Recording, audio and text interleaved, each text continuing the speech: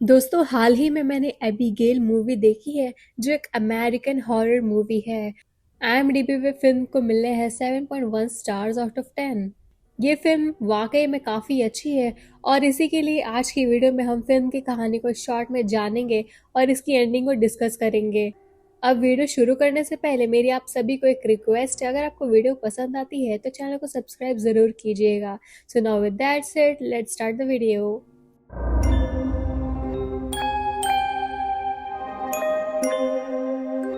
तो फिल्म की शुरुआत में हम एबिगेल नाम की एक लड़की को देखते हैं जो बैले डांस कर रही होती है।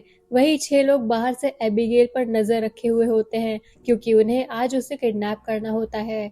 जब एबिगेल अपनी बड़ी सी कार में बैठकर अपने बड़े से घर में जाती है, तब ये 6 प्रोफेशनल लोग बहुत ही क्लीन वे में उसे किडनैप कर लेते हैं।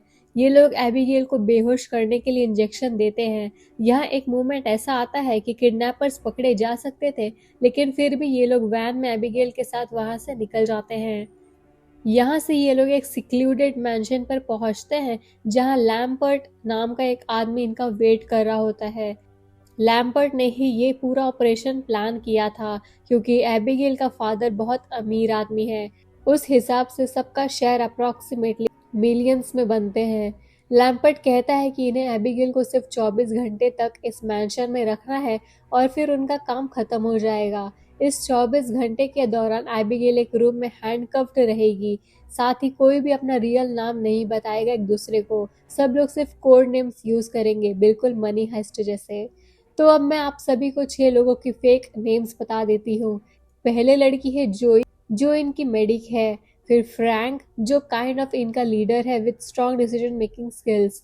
Hacker Sammy, driver Dean, sniper expert Rickles और मसल पावर पीटर। लैम्पर्ट के जाते ही ये 6 लोग आपस में बात करते हैं। यहाँ जोई अपने डिडक्शन स्किल से सबके बारे में पर्सनल चीजें बताना लगती है।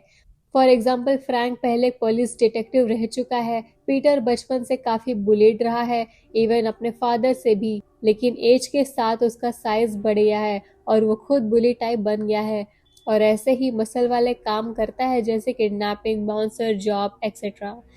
हैकर सैमी ऑलरेडी रिच है क्योंकि वो हैकिंग करके लोगों के अकाउंट्स एम्प्टी कर देती है। ये जॉब उसने सिर्फ थ्रिल के लिए ही ली है। और फाइनली डीन, जो यहाँ का इकलौता थोड़ा अनप्रोफेशनल बंदा है, लेकिन वो एक जबरदस्त ड्राइवर है। तो जोई की बात सुन के सब सरप्राइज हो जाते हैं। यहाँ फ्रैंक कहता है, जोई तुम भी एक ड्रग एडिक्ट हो ना? मैं पुलिस में रह चुका हूँ और एक जंकी को मैं एक ही नजर में पहचान लेता हूँ। फिलहाल तुम काफी क्लीन हो और शायद इसीलिए तुम्हारे पास हमेशा लॉलीपॉप रहता है, तो रिवॉर्ड योरसेल्फ। तो दोस्तों इस तरह इन कैरेक्टर्स का इंट्रोडक्शन होता है। इसके बाद जोई एबिगेल से उसके रूम में मिलने जाती है। वो एबिगेल का ब्लाइंड फोल्ड हटाती है। यहाँ एबिगेल काफी डरी हुई होती है और जोई उससे पिंकी प्रॉमिस करती है कि वो ना उससे हार्म करेगी और ना ही किसी और को करने देगी। दोनों के बीच थोड़ा बॉन्ड बनने लगता है।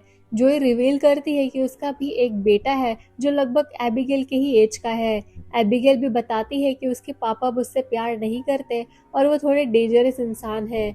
जब जोई रूम से बाहर जाने लगती है, तब एबिगेल उसे वार्न करती है कि आज रात कुछ बहुत बुरा होने वाला है। ये बात जोई को थोड़ी अजीब लगती है।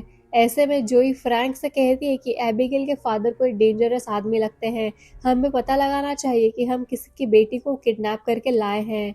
ये सुनते ही फ्रैंक एबिगेल के रूम में जाता है और उसे गन दिखाकर डराता है।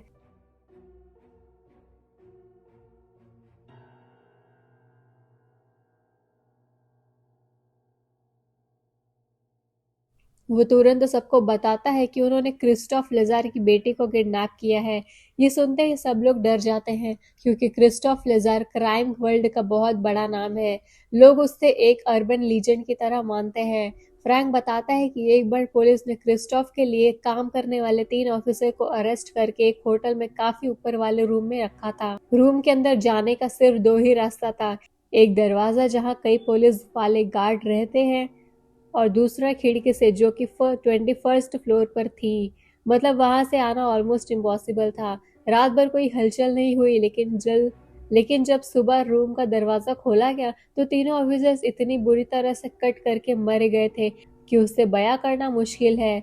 सब लोग मानते हैं कि ऐसी ब्रूटल किलिंग्स के पीछे क्रिस्टोफ का ही एक खास आदमी वेल्डेज है और अब वेल्डेज इन सबको मारने आ सकता है। ये सब सुन के सब लोग काफी डर जाते हैं एक्सेप्ट डीन, जिसे इन बातों पर बिल्कुल यकीन नहीं होता। नेक्स्ट सीन में हम डीन को बेसमेंट की तरफ जाते हुए देखते हैं जहां कोई उस पर अटैक कर देता है। सैमी को डीन की चीख सुनाई देती है और जब वो उसे चेक करने जाती है तो उसे डीन का कटा हुआ सर हाथ में मिलता है। जी हाँ दोस्तों, अटैक शुरू हो चुका होता है और सबको लगता है कि ये काम वेल्डेस का है जो यहाँ आ चुका है। रिकल्स सीधा कहता है कि अब उसे पैसे नहीं चाहिए, वो बस यहाँ से भागना चाहता है। वो पीटर के साथ मिलकर दरवाजा तोड़ने की कोशिश करता है, लेकिन घर का होम सिक्योरिटी सिस्टम एक्टिवेट हो जाता है और चारों तरफ मेटल शीट्स लगकर सब कुछ लॉक हो जाता है। शॉर्ट में ये 5 लोग अब इस घर के अंदर फंस चुके हैं और एबिगेल अभी भी रूम में ही हैंडकफ्ड है। अब सब लोग फुली अलर्ट हो जाते हैं। जोय सीधा एबिगेल के पास जाकर पूछती है कि क्या तुम्हें इन अटैक्स के बारे में कुछ पता है। एबिगेल यहाँ बहुत स्मार्टली झूठ बोल देती है। वो कहती है कि जब फ्रैंक उसके रूम में आया था तब उसने खुद को उसके पापा का आदमी वेल्डेस बताया था और उसे धमकाया था कि वो किसी को ना बताए। ये सुनकर जोई को लगता है कि फ्रैंक ही वेल्डेस है और वो ये बात रिकल्स को बताती है, लेकिन शॉकिंगली कुछ ही सेकंड्स में रिकल भी मारा जाता है और ऐसा लगता है जैसे किसी ने उसके चेहरे ही नोच लिया हो। रिकल्स की डेथ देखकर जोई अपना कंट्रोल खो देती है। वो सीधा फ्रैंक को कन्फ्रंट करती है और उस पर गन तान देती है।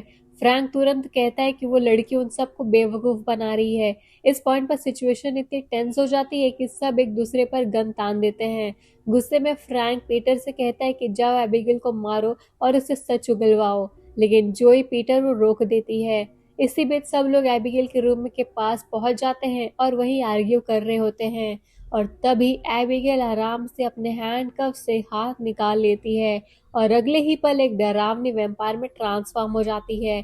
जी हाँ दोस्तों, एबिगेल एक वेम्पायर थी। ये लोग उससे गोली मारते हैं लेकिन एबिगेल कुछ ही सेकंड्स में हील हो जाती है। तब तक सब लोग उसे रूम में बंद करके भाग जाते हैं। अब बचे हुए 4 लोगों को समझ आ जाता है कि एबिगेल और उसका फादर दोनों ही वेम्पायर्स हैं और वेल्डेस नाम का कोई आदमी है ही नहीं। असल में ये सारी किलिंग्स एबिगेल खुद ही कर रही थी। अब सवाल ये था कि एबिगेल वेम्पायर को मारा कैसे जाए। तो एबिगेल को मारने के लिए ये लोग गार्लिक लाते हैं, जो फिर पीटर के पास एक छोटा सा क्रॉस होता है और पूल स्टिक से ये लोग स्टेक्स बना लेते हैं एक्सेट्रा। सब लोग फुल प्रिपेयर्ड होकर एबिगेल को मारने जाते हैं, लेकिन जोई इस हंट में हिस्सा नहीं लेती। उसका मानना था कि उन्हें एबिगेल से डील करके यहाँ से जिंदा निकलना चाहिए रादर देन उसे मारना। खैर, जोई के अलावा बाकी सब लोग एबिगेल को मारने जाते हैं। वहां जाके वो देखते हैं कि एबिगेल डीन की डेड बॉडी के साथ डांस कर रही होती है। सब एक साथ उस पर अटैक कर देते हैं, लेकिन न क्रॉस का कोई इफेक्ट होता है न गार्लिक का। एबिगेल अकेले ही सब पर हैवी पड़ जाती है। वो पीटर के लेग में और फ्रैंक के चेस्ट में स्टैब करके उन्हें इंजर कर देती है।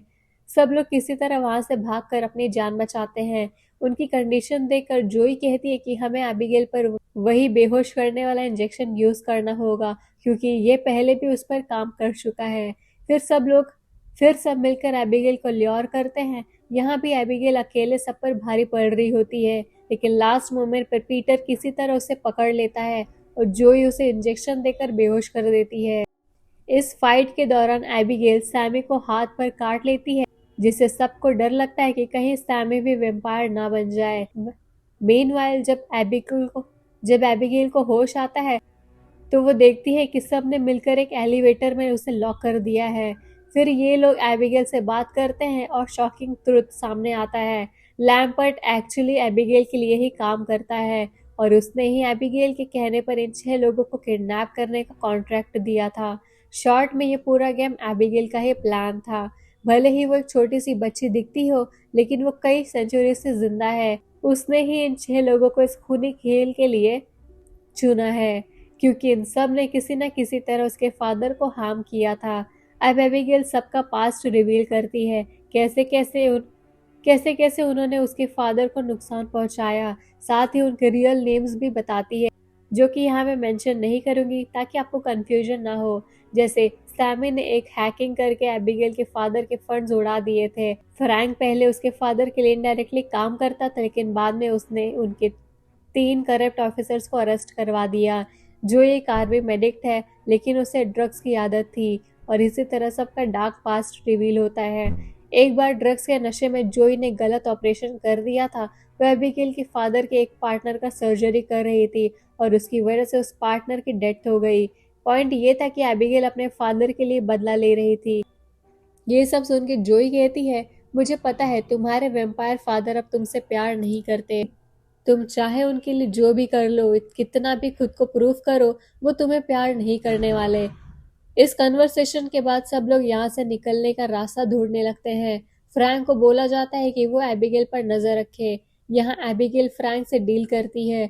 अगर फ्रैंक उसका केज खोल दे तो वो उसे बाहर निकलने का रास्ता बता देगी। साथ ही वो प्रॉमिस करती है कि वो फ्रैंक को नहीं मारेगी, बस बाकी 3 लोगों को मारेगी।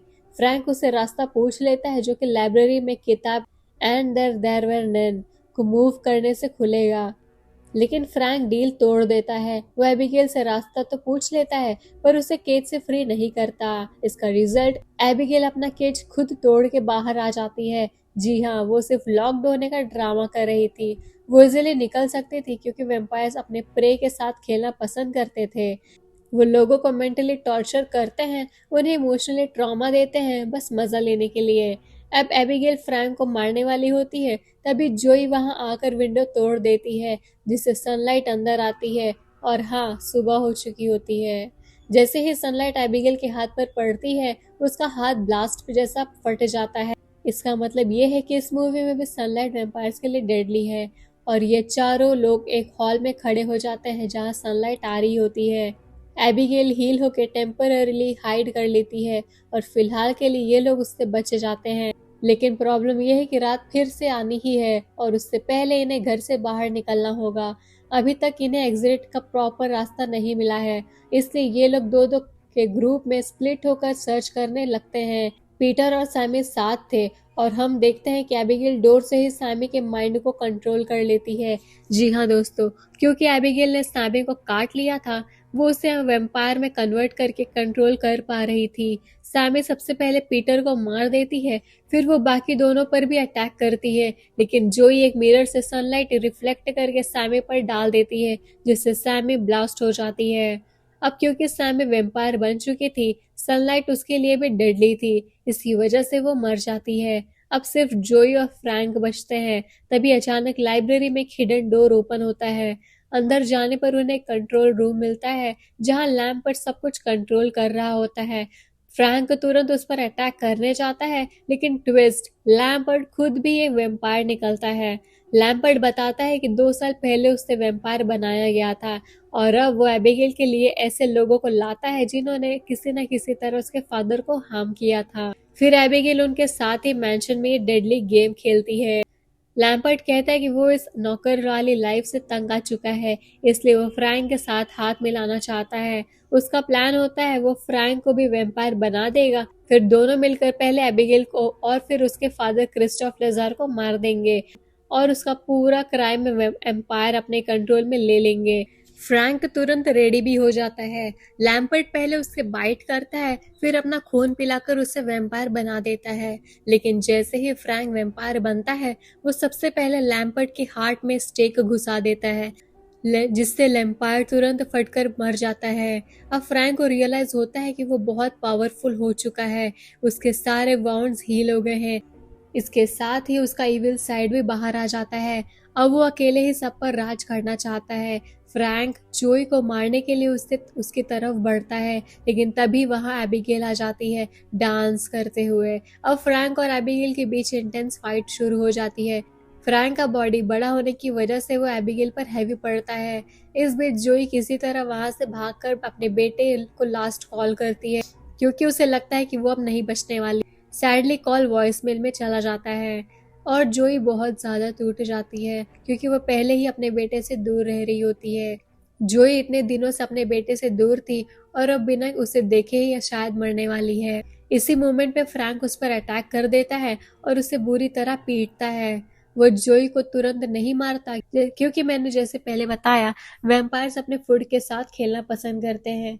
तभी एबिगेल वापस आती है और सरप्राइजिंगली जोई और एबिगेल हाथ मिला लेते हैं ताकि वो मिलकर फ्रैंक को हरा सके। फ्रैंक यहाँ एबिगेल को काट कर उसका खून ड्रेन करने की कोशिश करती है और साथ ही वो जोई को भी काट लेता है, जिससे जोई भी वैम्पायर बनने लगती है। अब क्योंकि जोई फ्रैंक के थ्रू वैम्पायर बनी थी, फ्रैंक उसे कंट्रोल कर सकता था। वो जोई को ऑर्डर देता है कि वो एबिगेल को मार दे। शुरू में जोई उसकी बात मानने लगती है, लेकिन अचानक वो फ्रैंक के दिल में स्टेक घुसाने की कोशिश करती है। फ्रैंक बच तो जाता है, लेकिन वो शॉक हो जाता है कि जोई उसके कंट्रोल में क्यों नहीं है। इस पर एबिगेल कहती है कि किसी वैम्पायर को कंट्रोल करना एक स्पेशल स्किल है जिसे सीखने में बहुत टाइम लगता है। तुम जैसे तुम जैसे नए वैम्पायर ये सब नहीं कर सकते। इतना सुनते हैं एबिगेल और जोई मिलकर फ्रैंक पर अटैक कर देते हैं। फाइनली उसके दिल पर स्टेक घुसा देते हैं। फ्रैंक भी फटकर मर जाता है। अब इस पॉइंट पर जोई और एबिगेल के बीच एक बॉन्ड बन चुका होता है। एबिगेल कहती है, जाओ जोई, अपनी जिंदगी जियो।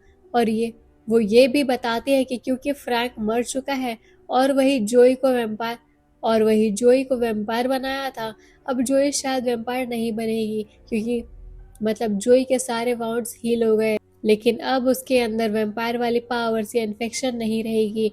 बेसिकली फ्री में हीलिंग भी मिल गई और वो वापस नॉर्मल ह्यूमन भी बन गई। जोई तुरंत वहां से निकलने लगती है, लेकिन तभी एंट्री होती है एबिगेल के फादर क्रिस्टोफ लेजार की। क्रिस्टोफ तुरंत जोई को मारना चाहता था, लेकिन लेकिन इस बार एबिगेल अपने फादर के अगेंस्ट खड़ी हो जाती है। वो कहती है कि जोई ने उसकी जान बचाई है और उसे जीने का हक है। तुम उसे नहीं मार सकते। क्रिस्टोफ लेजार एबिगेल की बात मान लेता है। वो जोई से कहता है कि जल्दी यहाँ से निकल जाओ, इससे पहले मेरा डिनर टाइम हो जाए। जोई तुरंत मैंशन से बाहर निकलती है और वो वैन में बैठकर वहां से निकल जाती है। फिल्म के लास्ट सीन में हम जोई को लॉलीपॉप खाते हुए देखते हैं और यहीं पर फिल्म खत्म हो जाती है। तो दोस्तों, ये थी फिल्म की कहानी। जब मैं कहती हूँ कि ये फिल्म काफी मस्त है, हालांकि स्टोरी सिंपल है, लेकिन इसका एग्जीक्यूशन टॉप क्लास है। तो आज की वीडियो में बस इतना ही। मिलते हैं आपसे नेक्स्ट वीडियो में। आपकी वीडियो अच्छी लगे तो वीडियो को लाइक करना, चैनल को सब्सक्राइब कर देना। मिलते हैं नेक्स्ट वीडियो में। बाय।